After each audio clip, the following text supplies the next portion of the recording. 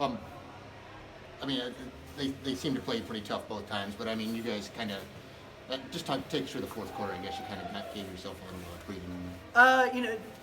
They hit a ton of tough shots in the first half. Right. And I told our guys, you guys are playing pretty solid defense right now, and you're getting high hands on everything. And you keep contesting them like that, they're not going to consistently make that. Shaver made a lot of tough shots in the first half. Second half, they didn't fall like there was in the first half, But he did a really good job of getting to the free throw line.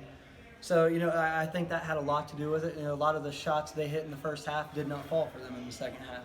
And Kurtz is usually a little bit more. I mean, you guys really made him work too. Yeah, absolutely. That was our thing. I said, guys, if Shaver's going to score 30, you've got to hold Kurtz under double digits, right. And I think we did that tonight. And that was our challenge all week. We had to do that. So, like you said, we pulled that off, and it resulted in a 12-point win. You guys, really got TJ going there in the post in the second half. They tried to slow him down in the second quarter. What did you guys do to make sure you got TJ the ball in the second half? He had a lot of tough jumpers in the first half. He come off a lot of ball screens to one dribble pull-ups and hit a lot of tough shots. In the second half, I told him, I said, we're not going to make you work as hard. We're going to use you more in the post. Grant Hyatt did a nice job of handling the ball for us tonight, took care of it. And we did a really nice job of our ball movement in the second half to make sure we got those good looks inside. You guys have won some kind of close drag-out games lately. I mean, how encouraging is that to see that you guys can kind of win games in multiple ways?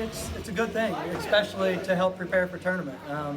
To know that your kids are going to make the right play in crunch time, and that I think they cut it to 5 there a couple times, and every time they would cut it to 5, we would stretch it back out to 9 or 10, and then once we got it over 10, we kept it there. We stretched it out to 14, I think, had an opportunity to go past 14 and missed a layup or two. So to know that your kids got that heart and desire in them and the want, it means a lot.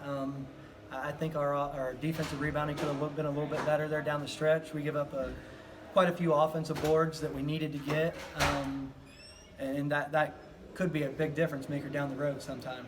Coach, what do you think about Griffin Shaver? He really had to work for his points tonight.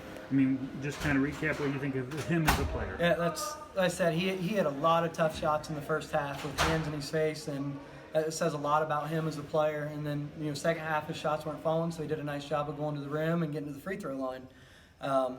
We made things a lot tougher the second half for him on them shots. Instead of letting him come in free off of ball screens, we were hedging hard and making him hit tough jump shots with hands over, or high hands, and especially a lot of them shots were over Jeremy Holloway and TJ Pugh. So when you're shooting over 6'6", it makes a big difference. I mean, it's one game at a time, I'm sure, but I mean, this is a big game in terms of the conference standings. I mean, a loss here and it's real tight. I mean, this is almost like a 2-game swing. I mean, what was the message, I guess, going in here? I stress to our kids, your first goal is always to win your conference. They have big goals set for themselves, which I have high goals for them also, but your first goal is to always win conference. And if you put the nail in the coffin today or tonight, that you give yourself a 3-game lead in the league. On them, our River Valley's still 2 behind, so but definitely give us a little bit of breathing room, but we cannot slip up and overlook somebody and take a loss to a lower tier team right now. So that was the biggest message, is take care tonight. One game at a time, like you said. I explained to them, because they were all excited and worried about that Olentangy game on Monday. So I explained to them tonight is first priority. Non-league games mean nothing. It's always your goal to win your league, like I said. So you worry about taking care of your league games before you do non-league games.